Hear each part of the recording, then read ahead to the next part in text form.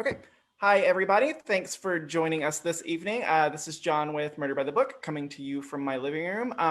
We're really thrilled to have with us tonight Victoria Laurie, whose new book, To Coach a Killer, just came out Tuesday. How are you tonight, Victoria? Awesome. I'm groovy. So you guys tuned in expecting us to have Juliet Blackwell with us. So in a 2020 version, so as you guys might not be aware, there is a hurricane barreling in the Gulf. It was supposed to potentially hit Houston. Lucky for us, it's moved to the east. Unfortunately, it's going to hit another area that's been just hit by storms over and over and over again. So there's definitely no good in the scenario. But when we realized the storm was going to be hitting later this evening, we realized, hey, we would probably be able to do the event as long as I had power and internet. Not a problem. We would be able to have both authors. So Juliet Blackwell, as you guys know, lives in California, where there are also terrible wildfires. They moved away from the fires to get a safe distance. And there is a scheduled power outage to help with fires. So she is unfortunately not able to join us this evening. We are going to figure out a way that we can still do an event with her and Victoria later. So stay tuned. We're definitely gonna, because I love both of them and I want to be able to chat with both of them at the same time. So it'll definitely happen. Bud. Yeah. This is my bud.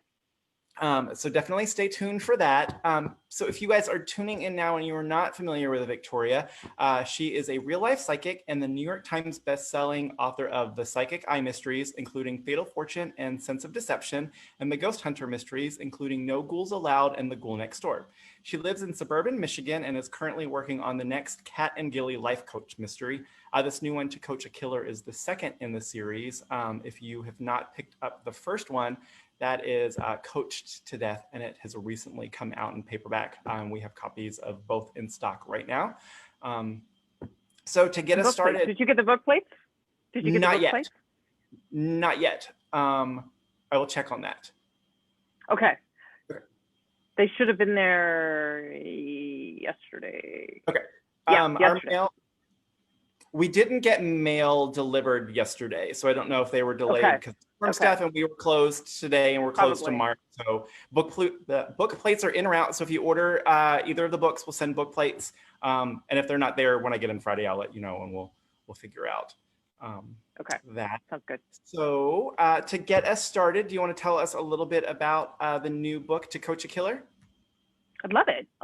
So book one left off with a mystery still kind of looming, and it was in Coach to Death. It was a fairly small part of the overall mystery, but I wanted to focus on it because I hate dangling threads. So I wanted to focus on it for this next book. So the smaller mystery from the previous book. I'm getting feedback. Can you hear that? Or is someone's... I got it. It was on my end. Sorry. You're good now. Oh, okay. No worries. The smaller mystery from the last book is now the central mystery of this book, which is Stephen Shepard's ex-wife, Lenny Shepard, was murdered in broad daylight while she was showing a home. She was a realtor and she was showing a home. And then Cat and Gilly and Shepard know who murdered Lenny, and I won't spoil it for anybody who hasn't gotten the first mystery, but they don't know why. They understand that it was part of a contract killing, but no one can figure out why Lenny Shepard, who was very well liked, was murdered in cold blood, because it seemed to send a message. It seemed to be part of an overall bigger story. So that's the adventure that Cat and Gilly set off on. And complicating things, because I love to complicate things, I decided to throw in a little bit of a love triangle for Cat, because this was a woman who was married for I think 20 years or so to her ex, and he was basically the only guy she ever dated. And she's kind of like, okay, well, I'll be single now, and that all got turned around. And she's got two love interests in this book, and I had a whole lot of fun with it. And complicating things even more, because Kat is a life coach. Her first client in the book, or central client in the book, is a man named Willem Entwistle, who I really love. honestly, and I'm bringing him back for another book actually. Okay. And yeah, I loved Willem, excuse me. And Willem's main complaint is that he believes he was cursed when he was still an unborn child, and he ended up in his eyes being very different from most people. I won't spoil it. And so he believes his curse is that when he goes anywhere new, mayhem follows. And Kat and Gilly has some experience with hexes and curses, and so he weighs in, and they embark on an effort to try and rid Willem of his hex, sometimes to much hilarity. So, as John would say, can you say alpaca farm? I've been looking for a book to put some alpacas in. I swear to God, I've been looking for a book to put some alpacas in. And this was the perfect setting and the perfect reason. And I had so much fun kind of researching alpacas, because the scene that is the funniest is like true. Like in actuality, that's how they act. And so makes me want an alpaca farm all the more. So yeah, it was just like, open invitation there to go there. So I think this is one of the most suspenseful endings I've written. John, would you agree? Yeah. Yeah, definitely. Yeah. And I've read the book, I think 6 or 7 times, and I could read it again, no problem, and just find delight in it. I really, really, and I know that's tooting my own horn, but I just really loved this book. I loved everything came together. The ending I felt was so perfect. It just ended up, it's like you always have in your mind how you want the last scene to be. And I was like, I kind of think I want it to sort of kind of be like this. And it ended up falling into place like the last piece in a puzzle. And it was such a satisfying feeling. So I loved writing it. I loved putting it all together like a giant puzzle and making you guess and throwing in twists. A lot of twists in this book. So to me, I'm so delighted that it came out as well as it did. And I'm so excited to hear what people think of it. So I'm also monitoring Facebook comments. So Catherine, I see that you say no spoilers, please. Yeah, we will definitely not spoil anything. I know not everybody has read the first book, so we will try to be as spoiler free as possible. Don't worry about that. And if you guys do have questions for Victoria, you can drop them in the comments on Facebook, and I will relay those to her as we're chatting. And as she said, Alpaca Farm is not a spoiler. It's just giving you something that you will definitely look forward to. One of the things I loved everything about this new book, but one of the things I really loved about it is them dealing with the curse and kind of everything that comes along with that. Really felt like a throwback to the Ghost Hunter books, where like Gilly, because it just, where Gilly just finds himself kind of over his head in like the most hilarious, ridiculous way. And it was really nice to kind of literally inside joke there. You got to read the book. Yeah. Anyway, go ahead. So yeah, it was really nice to kind of have that throwback. Also, even as just an excuse to kind of check in with Heath and MJ and kind of find out what they've been up to. Yeah. That was all. This whole curse angle was totally intentional, because even though Kat Cooper is the main protagonist and we're in her mind and we're hearing her thoughts, Gilly is such an important part of this series. Like it just wouldn't be what it is without him. And so what I really wanted to do was have every other book come from his background. And every 2 books, it would be either Kat or Gilly. But I definitely wanted to pull from the Ghost Hunter Mysteries, mostly because fans of the Ghost Hunter Mysteries are so wonderful, and they're so devout, and they're kind of sending me emails kind of, once a week I get one. When's there going to be another MJ? So I wanted number one, to give you updates of what's going on with Heath and MJ.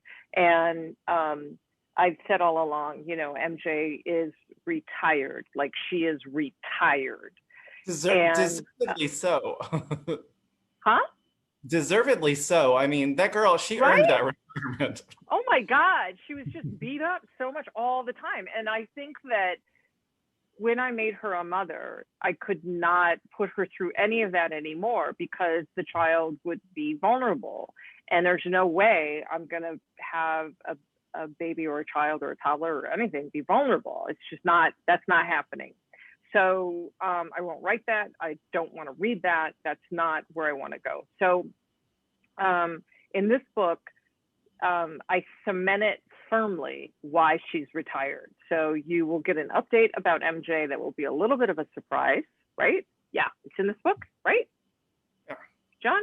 Yeah, I think so. Yes, it is in this book. Yeah, it's in this book. So you will understand why she is permanently retired. But Heath, I feel, could make an appearance and sort of speak to MJ kind of on a regular basis, and perhaps help with, you know, a future client or two. He certainly helps in this case. And it was fun to bring him into the story again, even though, God, it's been like, I think 5 years since I wrote the last MJ.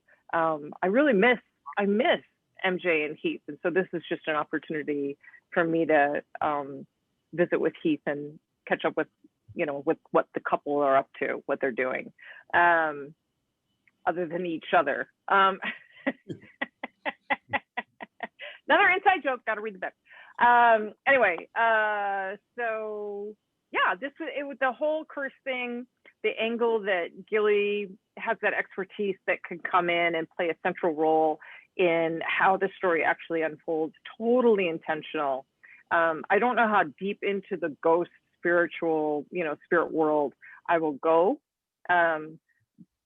As long as I can kind of keep it light. I don't think that Kat or Gilly will ever be running from some, you know, demon that they uncover from a cave or anything. I think I've written myself out of that for a little while. I need a little bit of a break.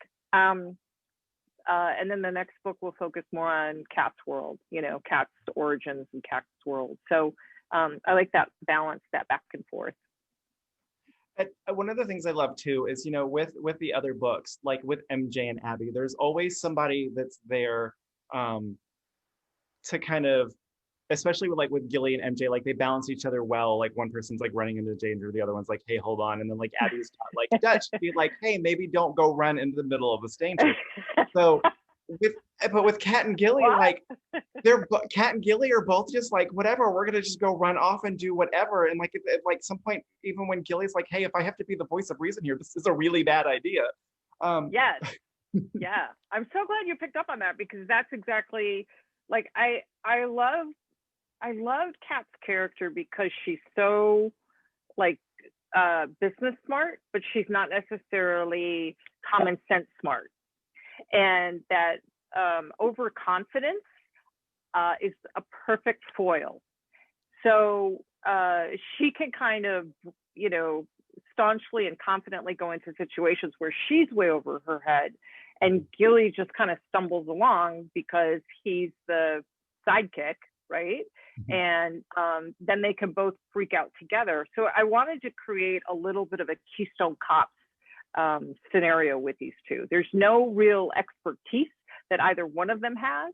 They just kind of either are super lucky or super unlucky, and hijinks ensue from that. So to me, it's so much fun to write it because it's so comical that these two would think, we're going to solve this murder. And, you know, nowhere would this happen, right? Not even Jessica Fletcher, you know, would approach it this way. But Kat and Gilly somehow always stumble on the answer, even if it's completely the opposite answer that they were expecting or going after. So I think just by sticking their noses into trouble, they end up kind of following the breadcrumbs somehow and figuring it out. So Yeah. I'm so glad you picked up on that, because that's all intentional. And it's so funny too, because I've been getting some like feedback from people who are like, you ruined Kat because she was this, confident woman in the Abby Cooper series, and now she's, just a mess. And I'm like, yeah, that was intentional. Like, I meant to do that. I meant to like have her confidence shaken by being an idiot, at points, by being, doing things that no one with an ounce of common sense would necessarily do. But someone who's had a ton of business success might feel like, well, it always worked out for me before, and just go marching into. So.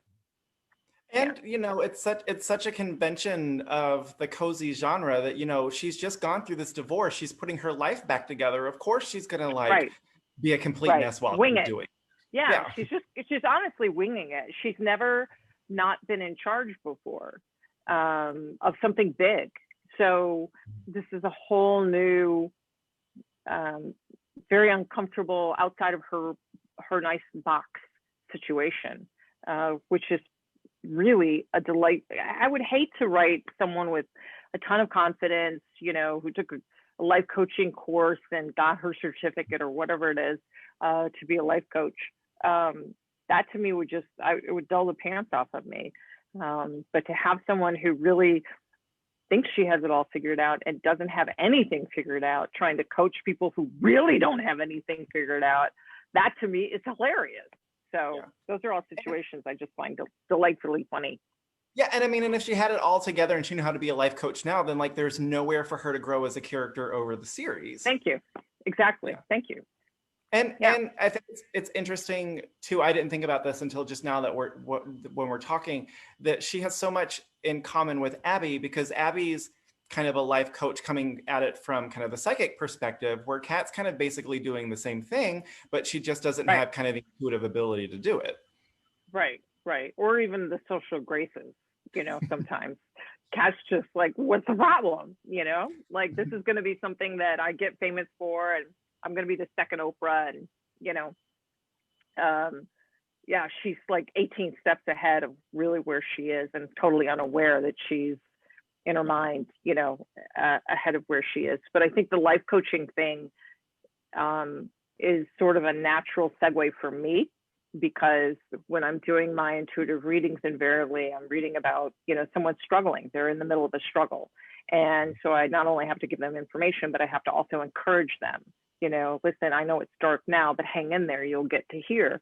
And it is a lot of kind of life coachy sort of advice that I give out. So if I just remove the psychic aspect of it and focus on this person's struggle, it helps me get into the mindset of where Kat should be coming from. I hope she'll get there, but like where she's starting to get a clue about, oh, okay, not everybody has their act together. Some people really are a total mess. So not everybody has money. What? Yeah. Yeah. One of the things I love about kind of all of your series, I think this is something you do in all of them, is that you kind of push the limits of what a cozy mystery kind of is and can be, whether it's dropping like language, whether it's dropping F-bombs here or there, whether it's pushing, I mean, those ghost hunter mysteries, they're scary for horror novels, not just cozy mysteries. I mean, those demons are creepy. And and in this series, and also with the Abby Coopers, you bring in like FBI agents, and you bring in the mob and stuff that you don't, usually a cozy is like a small town, it's a amateur sleuth. You push kind of all of these boundaries of the genre in a really great way. And I don't know that there's such a thing as like a cozy thriller, but if there's a cozy thriller, like you definitely did. I mean, with this one, like you balance the suspense with those kind of traditional cozy elements so well. Is it something that you're aware of, that you feel like you need to pull back a little bit when you're writing? With the Kat Gilly series, I definitely wanted to make it a little more cozy-esque, meaning that I think there's only 2 swear words in it, and it might be hell and damn, or might be a shit. I might have let a shit out. versus Abby, the first page is that motherfucker. You know, that's the first sentence, right? And Abby's the most like me, and I use all the words that are available to me, and fuck just happens to be my favorite word of all time. And I use it liberally. I use it like salt on French fries. But with Kat, my sister, you know, Kat's really largely based on my sister, and my sister is a much tamer version of me. She really doesn't swear that much, like at all. I mean, you know, if she's really worked up, she will. And then it's just cute and adorable. And it would be very difficult for me with Sandy and mine to put in a stream of profanities, right? Yeah. And I thought, you know, okay, for those fans that like my writing style, they like Abby's, they might not even read MJ, right? Because MJ's a little even bleaker and darker. But they're looking for something light and funny, but they don't want to be put off by the language. That's really what this series is about. As far as the cozy genre, I think I'm starting to embrace the genre, but it's got to be under my terms, because I can't write something watered down. That's just not my style. That's not who I am. And to me, that would feel like a sellout. Not to say that the cozy genre is a sellout. It's just from all of my work to kind of go Jessica Fletcher would be a leap too far. So this series in particular feels very much like a bridge between those two. And I think it's refreshing to introduce elements into a book that you're not expecting, because that makes it memorable to you. And sure, it's shocking. It's like, whoa, what's going on here, right? But it also allows you to appreciate a good thriller, you know? I do kind of want to shake the cage a little bit. I don't want to frighten anybody. I don't want to put anybody off by language, but I want you to have a really enjoyable ride. I want you laughing. I want you crying. I want you on the edge of your seat. Those are the three things I'm really trying to get you, to get you in that space. So yeah, I'm totally aware of all the rules I'm breaking and the ones I'm not. The ones I'm embracing and the ones I'm breaking. I'm totally aware of it. Yeah, and I mean, and you mentioned kind of those three things that you try to do with, laughing, crying, and suspense. Like, you balance them so well. And I'm, thank you.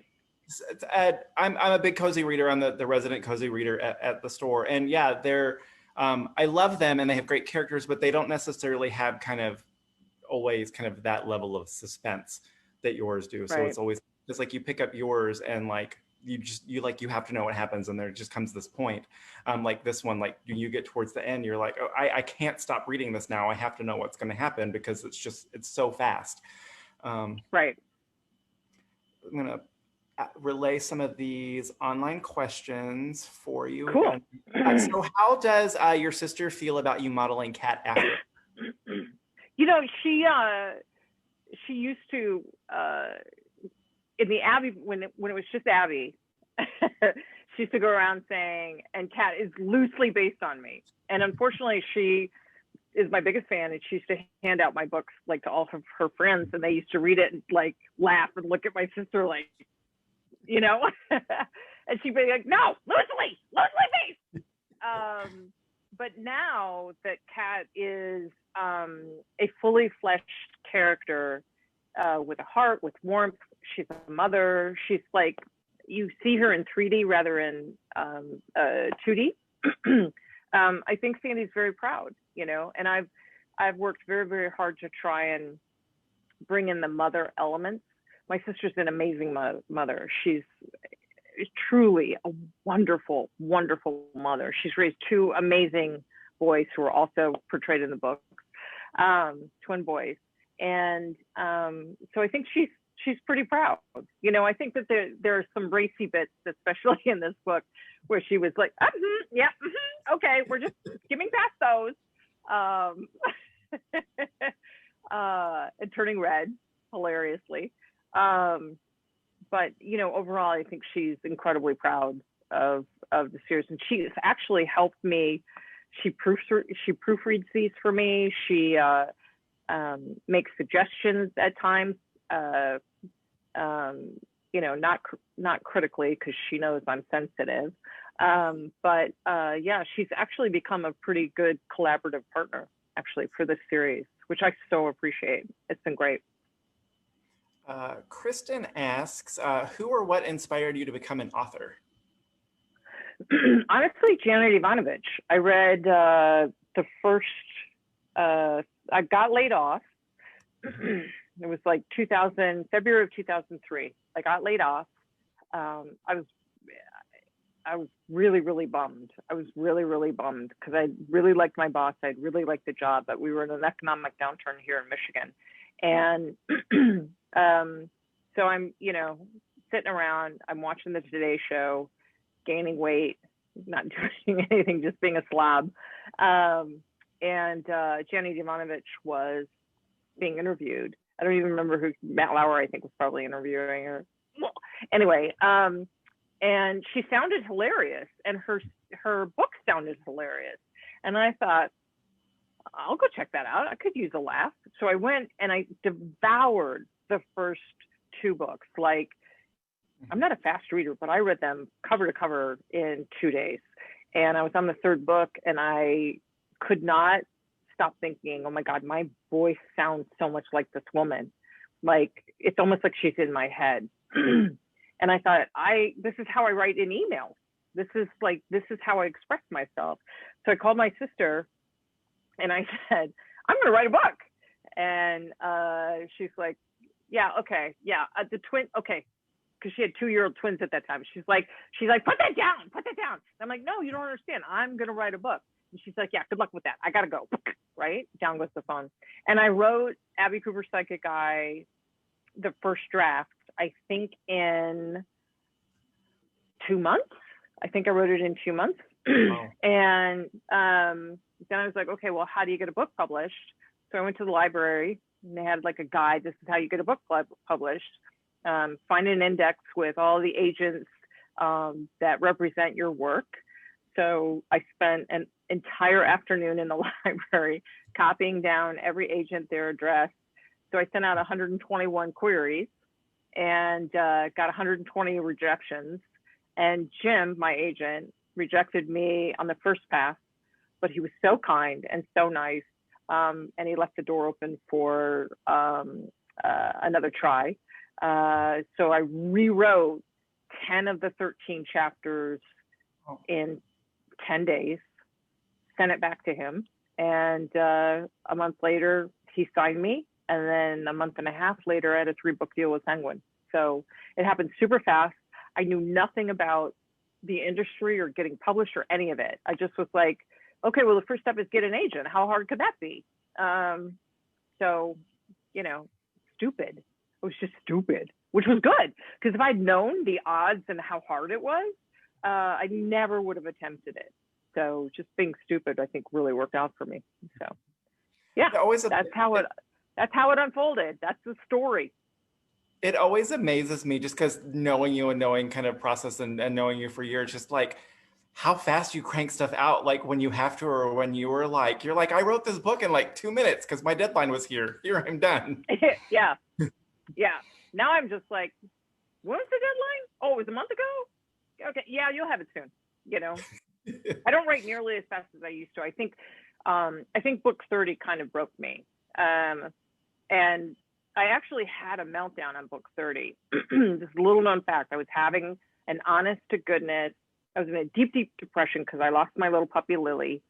And the last MJ, I think it was the last MJ was due. And I sat in front of the computer for about 3 months, just not writing, just staring at it and crying and just being a mess. And the day before the book was due, I called Jim, my agent, and I just, started crying. And I'm like, I have written 5,000 words. That's all I've written, 5,000 words, 95,000 word document. And I'm like, the words are all there. They're in my head. I just can't make them come out on the computer. And I don't know what's wrong with me. I just can't make it happen. and it's due tomorrow and I don't know what to do. And he took a deep breath, and I thought, here comes the lecture. And he said, you don't worry another second about this. He goes, I'm going to call your publisher and I'm going to work it out with her. And you take whatever time you need and do what you have to do. There's no pressure on you. If this gets delayed a year, it gets delayed a year. It is okay. And he said, honestly, Victoria, I was expecting this phone call 6 books ago. He's like, I've never seen a client go this long without having an absolute meltdown. So I think it was just so many books in such a short period of time, and always being on deadline and that pressure constantly. And then after that book, I was just like, I will definitely continue to write. I'll definitely continue to spit it out quickly, but I'm not going to put that kind of pressure on myself ever again. So it'll get done when it gets done. So, yeah. Yeah, because you were doing 3 a year. You were doing 1 in each series, and then you had like the Oracles books, and then like the YA standalones. That's just the amount of books that you put out. Somebody asked on Twitter recently, it was like, hey, which author do you own the most books by? And I mentioned you, because between... Yeah, I saw that. I'm so flattered. It's so sweet of you. Just the 2 series and the standalones, and I mean, it's not of work. It's a lot of volume. Yeah. It's a lot of volume. And I'm fortunate that I write fast. Like, thank God. People who are like, go back and edit, like they'll write a little bit, they'll go back and edit, or they take a long time to write, flesh out an outline and then go back and and that's just not me. I'm just like, get it onto the page, drive the bus, go fast. Julie, I wish she was here, because we once had a conversation about her writing style versus my writing style. And I'm like, my writing style is, I walked into a room, it was painted blue. There was a body on the floor. Julie's writing style is, I walked into a room that was so blue, it felt like I was flying. The curtains were, this kind of lace, and blah, blah, blah, blah, right? And I'm like, let's get moving. Let's get on it. There's a dead body. Let's go. And Julie's like, well, let's take in the atmosphere, She's a beautiful writer. She's such a much more literary writer than I am. But I've come to embrace the style. The style is fast and furious. And those are the kinds of books I really like to read. I like books that move and that pop and that are funny. So I try and write what I want to read. That's the whole goal. Am I excited about what I'm writing? And if I'm not excited about what I'm writing, then it's time to start tearing it apart and doing it over again. So a question, where do your characters' names come from? Because you have such interesting character names like Dutch and Gilly. Where do you get the names from?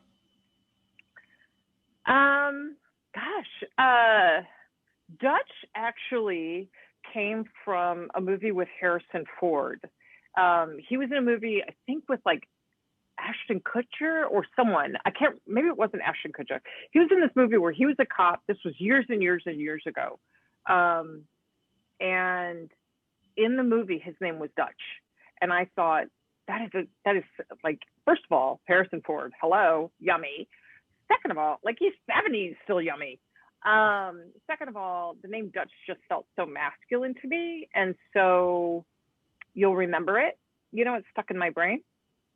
So that was a really easy, his name is Dutch, My favorite name of all of the men in the books has been Bryce. I love the name Bryce. Absolutely love it. Had wanted to use it for years, but Dutch felt like Dutch. He didn't feel like a Bryce. So when I finally got a chance to write a love interest for Candace, that was a no-brainer, Bryce. Gilly, I knew Gilly's last name was going to be Gillespie because I liked the way it rolls off your tongue. And I wanted a name that just was like, almost like gave you that ride with your tongue, right? That was fun to say. And Gilly Gillespie is fun to say. It's almost like you're riveting, Gilly Gillespie, right? So that's where Gilly's name came from. I don't even know of a character or specific character or a specific person where Gilly came from. It just felt like the second I had it, I'm like, that's the name, Gilly Gillespie. So memorable. And I'm so happy I chose it. Abby's name, actually, her origin is pretty interesting because I knew I was gonna have the psychic, and I was so tired of reading books where the psychic was like, trembling at what she saw, or fainting, oh, it's a murder, or dreaming of some vision or whatever, the drama with it all. And I was a professional psychic doing readings, basically kind of like a soccer mom, just normal person. And I thought, my psychic is just going to be super, super normal. Well, that made me think of Young Frankenstein, where what's his name comes back with the brain. And he's like, came from Abby. Abby who? Abby Normal. So that's where that came from, abnormal, Abby Normal. Yeah, and the other ones, I look for names that stand out to me. So I'll go hunting for a name, what name, I often go hunting in like, Italian names or Russian names. Mac, I love that name, M-A-K-S, Max Grinkov. So I like names that have a particular sound where the consonants tend to be either soft or hard, and that they're fun to say, and that seem to go together. How some like first names and last names just really go together. So I spend a lot of time, way more time than probably the average person would or average writer would, on names. They're super important to me because I really feel like that is such a defining characteristic of that person. The second you read the name, you kind of have an idea of who that person is. So coworker, Murdered by the Book coworker Sally waves hi from the comments. Hi, Sally! So the downside to doing these virtually is that we don't all get to say hi and we don't all get to get hugs. Well, she knows I love her. I love her so much. Sally's one of my favorite people of all time. Let's see, I'm scrolling through. One of the things that I really love, so somebody asked when the audio for this new one will be out. It came out Tuesday, didn't it? It's out. Yeah, it's out. Yeah. Go get you some. The woman who reads this on the audio, she's fantastic. Great. She really gets a character. I'm totally in love with her. She's wonderful. I love her representation of Kat. It's awesome. Spot on.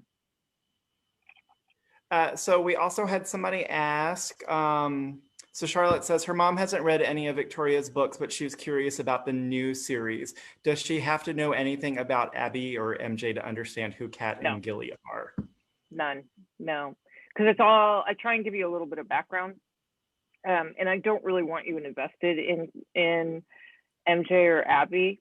I want you invested in Kat and Gilly because this is a series featuring Kat and Gilly. So you'll get plenty of background on Abby and MJ just from reading the first 30 pages of each of these books. It's enough. So yeah, feel free to start with Coach to Death, truly. I wanted them, I want all the series to stand on their own. Mm-hmm. Which I think they do, and they make you be like, oh, I'm kind of curious about what those other adventures are. So you're curious and you can go back and discover them and it's great. But if you don't, you're completely fine with it too. Right. Right. So one of the things that I really love also about the series is the way that you write the men in the books, because they're, I love the women too, but like you write these really great, strong women who, whether they're falling apart or whatever they're doing, like they know what they want to do. They're very strong in their convictions and what they want to do. And you write these men like Dutch who respect the women and the characters and like let them, potentially fail or do what they need to. But they're also, you write really great, strong, and soft men at the same time in a way that I don't think that we see in a lot of fiction. And I really appreciate that as well. Thank you. Thank you. Well, I'm always, I'm sorry? So that wasn't really a question. That was just a comment. But if you had something to Oh, expand on that. yeah. Well, this actually, it's interesting because this kind of same sort of question came up last night, and it surprised me because when I write these men, write men that I would find attractive. And so it's so, gosh, it's so satisfying to see that that's connecting with other people as well. Like these are men that are universally attractive and are rare. And it's such a shame that they're rare. And the reason that I'm attracted to these men is because there is nothing insecure about them. They're very secure in who they are. And because they're very secure in who they are, they can allow the women to be secure in who they are. There's no effort to try and tame, talk over, downplay, make smaller their female companions.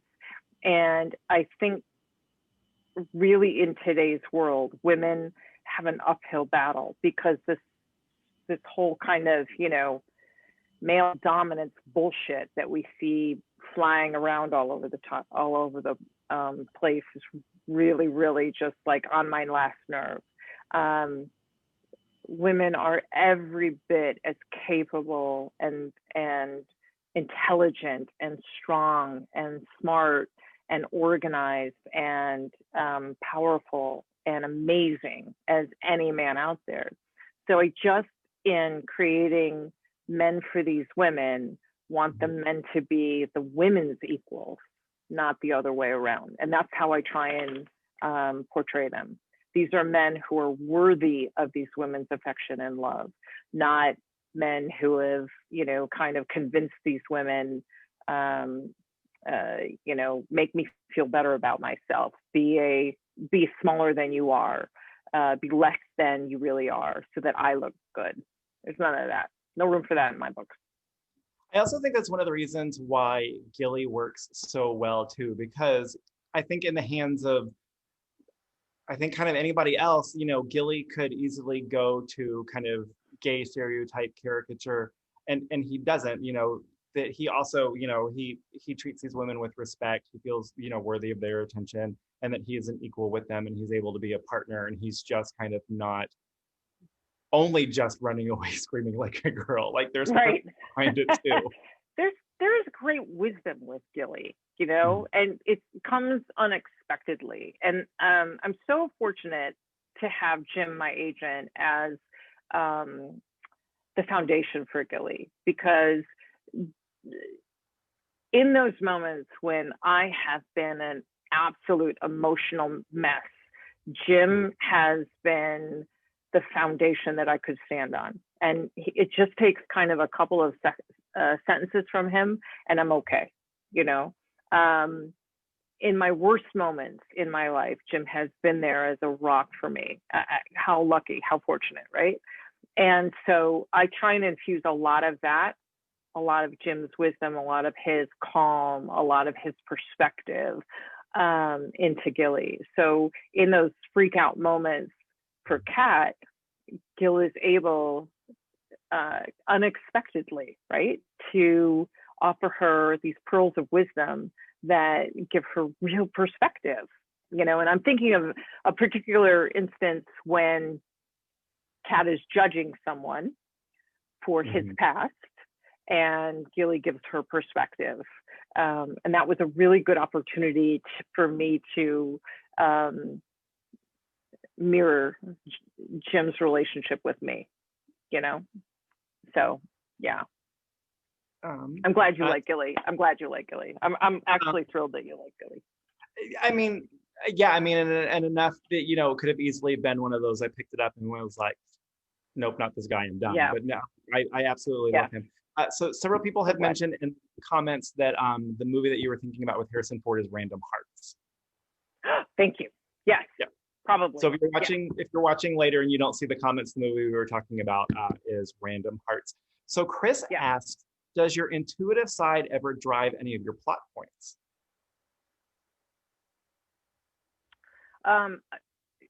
Probably a lot more than even I realize, honestly. Yeah, I would say a lot of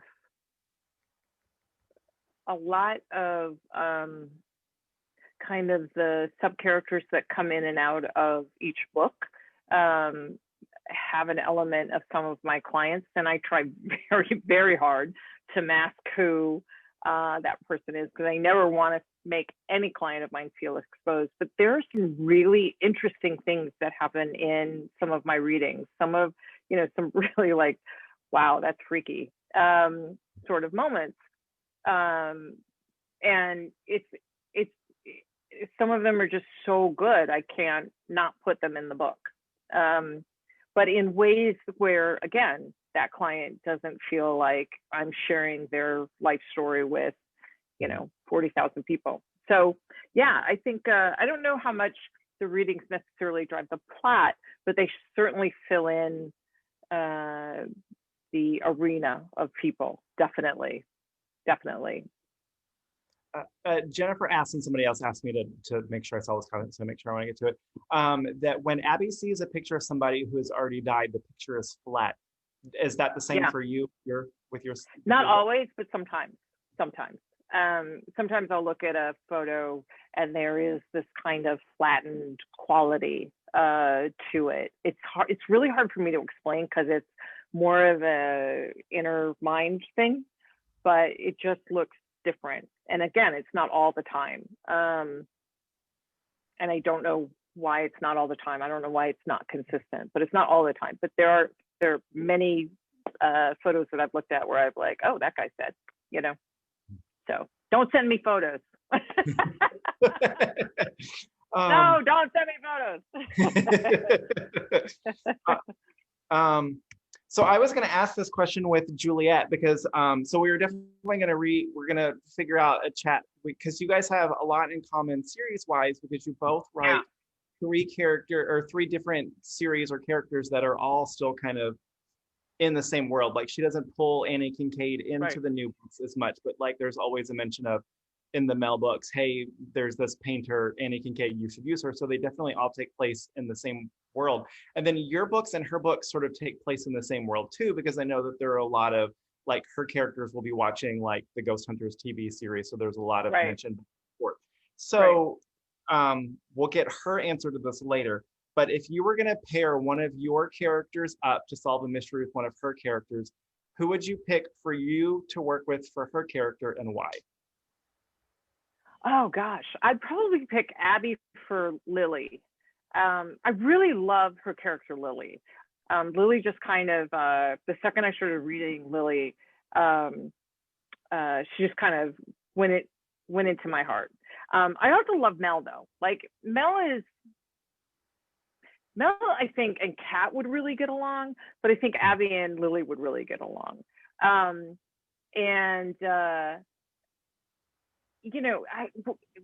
thing I think I love about Jules is that there's so much of my heart that comes into my books and you can see it, right? And there's so much of her heart that comes into her.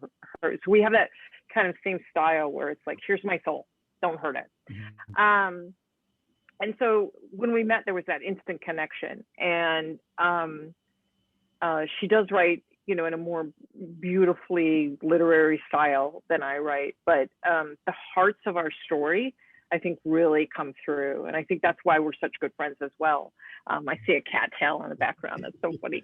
So I think I would pair Abby and Lily up, and I definitely would pair Mel and Kat up, and Gilly too, because with Mel, she's doing, the haunted home renovation stuff. So Gilly would be perfect, right, as a foil for that. And Kat would probably just stand there with a Birkin going, what's the big deal? It's haunted. So yeah, that's who I would pair up. Those and two. The bonus is we would get to see Gilly running around San Francisco, which would be hilarious. Well, he did actually. There was one book. Oh yeah, there was. Ghouls. Is that Ghouls Gone Wild? Ghouls Just Haunt to Have Fun. Yeah. Mm-hmm. And he was in a feather boa running around. That's right. San Francisco. So Gilly. And the chaps, I think he was in chaps in the feather boa. I love dressing him up.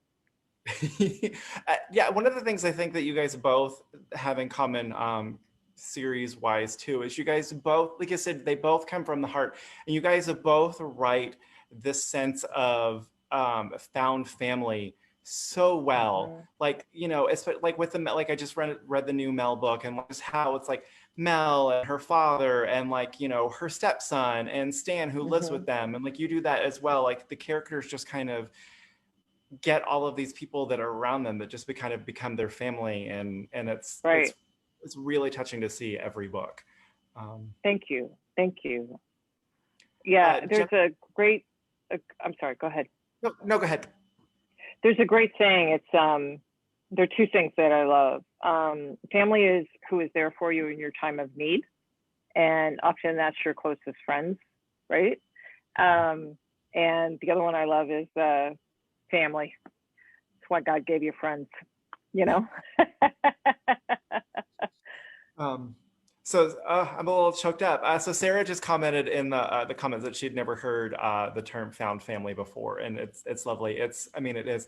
Gosh, I'm sorry. Like, whew, It's all right. Yeah. uh, um, Well, you especially have a found family, right? yeah, and And so and I'm. you and I both have like, my sister is my family, but that's it. It's really just my sister. I have a cousin that I love, but my sister is my blood family. But my family is my best friend and Jim and you and Julie, and like there's this circle that of people that live all over the place, all over the United States, and honestly in other countries even. And these are people that I know have my back and have proven that they have my back. They're there for me in my time of need, and that's that connection, right? And that's what we all crave from our family, but aren't always fortunate enough to have. And thank God we live in a world where we're not stuck in some little tiny village where that's all you get. Mhm. We can expand and we can make those connections. Yeah. So yeah, and I love you. I love you too. That's one of the Good. things that again just sucks about only being able to do virtual events right now, is because at Murder by the Book, like we get to meet so many authors and we get to know them for so long. Like I've been at the store for 10 years, and you've been coming for a long time, twice a year, three times a year to come, and we would get to hang out Yeah, and have dinner afterwards, and yeah, it's yeah, hard to not have that. Um, yeah. It is. so Agreed. Jennifer asks, are you still working on a potential follow-up to When? So I've written 3 chapters, and I like the idea, but I hate what I'm writing. And I'm waiting. I'm really just waiting for the right scenario to flesh itself out. It just doesn't have the same feel as the original book. The original book, I think, because it was always going to be a standalone, so I carried it around in my mind for like 5 years before I even had the chance to sit down and write it. And this I actually have an idea for 2 sequels. Where and why. Why comes first, why and where. And they're really great ideas. Like they're great ideas, but in writing from the point where I left off, it just doesn't quite have that slow, suspenseful build that Wen had. Because Wen had kind of a delicious kind of slow build, right? You just knew that Maddie was in danger pretty much from the beginning. And this one, I don't know that I've convinced you that she's in danger again. So it's one of those things. Yes, I would love to write it. Like the intention is definitely there. Time is a huge factor, and it not sinking yet. It's not being there is also a big factor. And the other factor, honestly, is that all of the dates in When are 2015.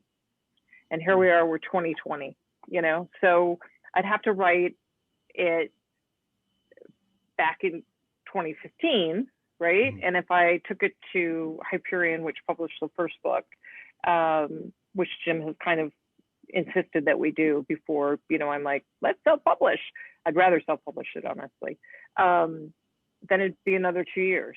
So at the very earliest, we're talking 2024, and I almost feel like, that's, it's kind of too long. So, the short answer is I would love to, and I have a great idea for it. But the long answer is I don't know if I have the time to do it, honestly.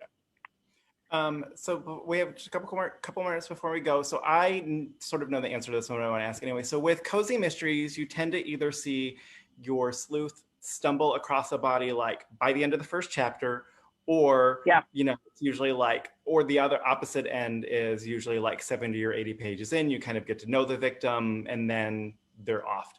Which are you when you're writing? Are you get them out of the way ahead of time, or are you get them out of the way? Yeah. No, get them out of the way. Like bing and a bang and boom, move on. Walk through the room, it's loose, body on the floor. Because I like the unraveling. I like starting at the end point and coming backward and figuring out the why and the how and the who. That to me that's the fun part, is building that. And watching the characters go in misdirections. And if you're getting to know the victim, I kind of feel that is taking precious time away from the slow build of the mystery. So it's just a matter of style. Not to say that one is better than the other, but for me, the style that I like to write is get the body, dead, and then move forward from there. Yeah. One of the things that's actually kind of talking about that is kind of different from To Coach a Killer is like kind of when you start, they're definitely kind of working on this cold case. So as I was reading, I was like, oh, so is this going to be the crux of the whole mystery, or are we actually going to have like a fresh dead body? So it's kind of different to like be like, so are we going to get another murder in here, or are they going to be working on this one case? So it was a nice way to switch it up. A really fun conversation that my sister and I had at a restaurant once was, she was like, so she was asking about the books, and she's like, so how's it going? And I'm like, I just really think I need another dead body. And like the waitress at that point was like passing with like a cup of coffee, and she was like, just kind of mosey on by, and I'm like, I'm a writer. Yeah. I like dead bodies. I like throwing them in. I don't know, makes it fun for me. So if you guys just joined us and you missed the first part of the chat, as we mentioned, we did not have Juliet Blackwell with us. Apparently the hurricane cooperated for Houston, but wildfires in California did not cooperate with her. She's fine. There was just a scheduled power outage, so she was not able to join us. Keep an eye out on her. It's gonna knock my table over. My cat's gonna so keep an eye on just all of Facebooks and all that stuff. We're going to try to get something rescheduled with her and Victoria so we can still chat, because I still want to be able to chat with both of them at the same time, because I adore both of them. If you missed the first part of our chat, Facebook will archive it once we're done chatting. So Victoria's new book, To Coach a Killer, just came out Tuesday. We will have signed book plates for it within the next couple of days. We also have paperbacks of the first book, Coach to Death. We can throw in a book plate for those as well. The store at the moment is closed. Well, we're closed today and tomorrow because of hurricane stuff, even though the storm has shifted east to us. We're not sure what tonight's going to be like and whether we'll have power in the morning.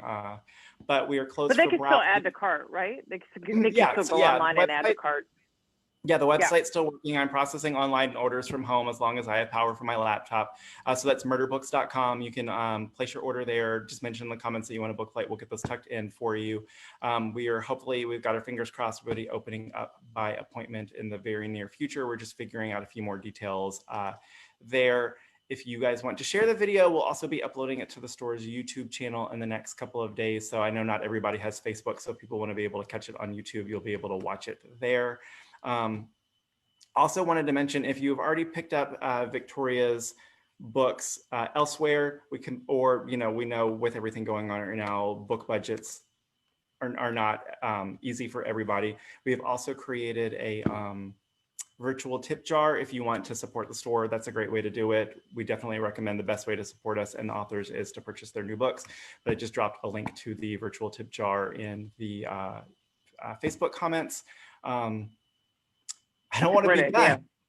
Thanks. I don't want to be done because it's so much fun. So, thank you everybody for joining us. Victoria, thank you. This is the end of part 1. We'll have part 2. Yeah. So definitely keep an eye on details for when we're able to reschedule with Juliet Blackwell. I also wanted to mention we're going to be doing something with Jen McKinley and Marty Wingate in October. If you're cozy readers, I'm also working on something with Ellen Byron and Vivian Chen. Hopefully we'll have some more details about that soon. You can catch all of our previous author event chats on Facebook and YouTube. We've got some other great cozy ones like with Daryl Wood Gerber, Abby Collette, and a lot of other ones there too. So if you missed anything, you can always go back and check them out there. Victoria, thank you so much again. It was My so pleasure. great. Oh, John, are you kidding? It's always, I miss you so much. And it's so great to see your sweet face and Matt's and, all squishy. Yeah. We will, when the world rights itself again, we will do this for real with hugs and margaritas afterwards. I am lining up for the hug part for sure. Yes. I may have I'm coming in hot. I just want to warn you, I will be coming in hot. Okay. Awesome. I haven't had I was saying the other day that the only person that's touched me the past 6 months is my doctor. And, trust me, that was not super pleasurable. So, arms wide. Yeah. All right. Well, be safe. Have a good night. We'll see you soon. You too, sweetheart. You take care. And please be safe through this hurricane, okay? We will. I'll keep you updated. All right. Love you. Love you too. Bye.